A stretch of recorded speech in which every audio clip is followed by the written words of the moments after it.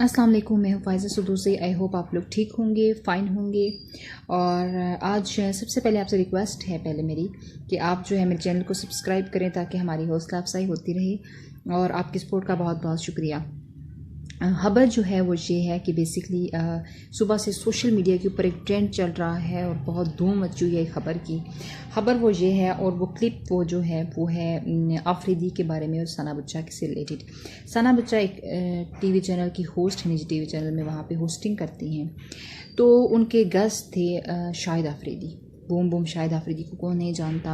शाहिद आफरीदी का एक नाम है क्रिकेट की दुनिया में, और वैसे भी सोशल भी वो काफ़ी ज़्यादा इन रहते हैं और लोगों की काफ़ी ज़्यादा हिदमत हलक में काफ़ी हाथ बटाते हैं। तो होता ये है बेसिकली कि सना बच्चा के प्रोग्राम में शाहिद आफरीदी इनवाइटेड थे, और शाहिद आफरीदी ने जब सना बच्चा ने जब शाहिद आफरीदी से क्वेश्चंस किए तो जैसे कि सोशल मीडिया पर आग लग गई। हुआ ये कि सना बच्चा ने बहुत ही इडियट, बहुत ही थक्कड़, बहुत ही घटिया, बहुत ही बोसीदा किस्म के वर्डिंग और सेंटेंसेस यूज़ किए, और क्वेश्चन बहुत ही घटिया लेवल के थे।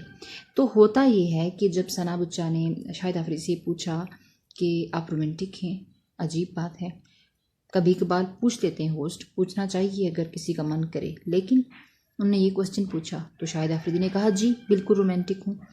फिर उन्होंने बड़ी घटिया बात पूछी, उन्होंने कहा तो आप फिर किसके साथ रोमांटिक हैं। यानी कि पता नहीं वो किस सेंस में बात कर रही थी, वो किस चीज़ को माइंड में रख के कि आप किसके साथ रोमांटिक है। ऑब्वियसली बीबी उसकी वाइफ जो है वो अपनी वाइफ के साथ ही रोमांटिक होगा।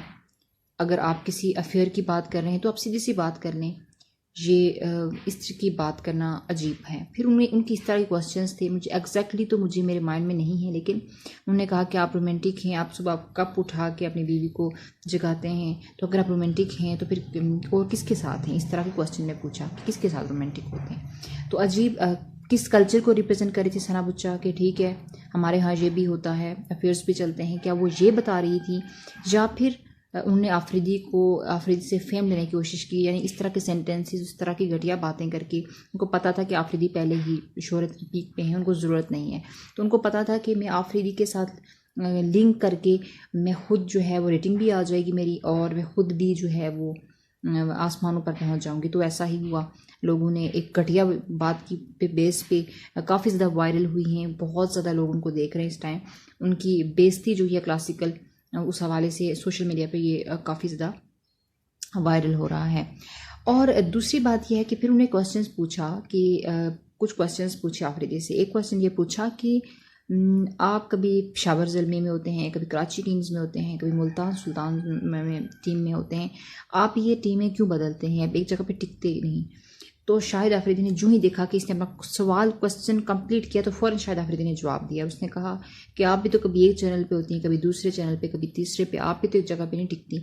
तो आगे से वही अजीब सी हंसी, बेशर्मों वाली हंसी हंस के तो बात को टाल गई। तो ऐसा ही होता है, लोग यहाँ पे शॉर्टकट्स, हमारे एंकर्स अपने एथिक्स भूल गए हैं, अपने रूल्स भूल गए हैं, कहाँ से आए हैं, क्या क्राइटेरिया सब भूल गए हैं। रेटिंग के लिए पिछले दिनों अमर लियाकत की बेइज्जती से कौन वाकिफ़ नहीं, उनकी शख्सियत से वो एक बेइज्जत इंसान है, लेकिन वो भी रेटिंग लेने के लिए, अपने आप को और ज़्यादा फेमस करने के लिए वो इस तरह की हरकतें करते हैं। पिछले दिनों सुबूर अली ने उनकी सही ठीक ठाक क्लास ली, उसके बाद नौशीन शाह थी, उन्होंने ठीक ठाक क्लास ली, लेकिन फिर क्या हुआ, अमर लियाकत को फेम मिला, वीडियोस वायरल हुई, उनकी शख्सियत को उनको कोई फ़र्क नहीं पड़ा कि मेरी इज्जत गई, क्योंकि एंकर्स का भी माइंड बन चुका है और रेटिंग के लिए एक्टर्स, एंकर्स, मॉडल्स इस तरह की हरकतें करते हैं। लेकिन एंकर्स आजकल जो होस्टिंग करते हैं वो लोग अपने आप को ट्रेंड में लाने के लिए इस तरह की हरकतें करते हैं।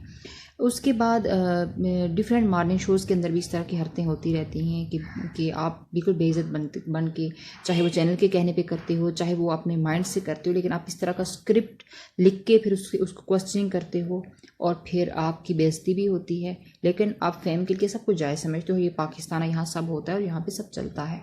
तो अपने एथिक्स का ख्याल रखना चाहिए, चाहे वो कोई भी हो, वही खबर दो जो रिलेटेड हो, जो हकीकत में मबनी हो, वो क्वेश्चन वो पूछो जो एथिक्स का मान रखे, एथिक्स का ख्याल रखते हुए क्वेश्चंस पूछें, जो हमारी बाउंड्रीज़, हमारी लिमिट्स को जानते हों, उन लोगों को एंकर्स बनाओ और उन लोगों को उन्हीं सीट्स पे बिठाओ, उन्हीं ओहदों पे बिठाओ। ऐसे घटिया लोगों को कोई भी सीट, कोई भी ओहदा नहीं मिलना चाहिए। अपना बहुत सारा ख्याल रखें। अल्लाह हाफ़िज़।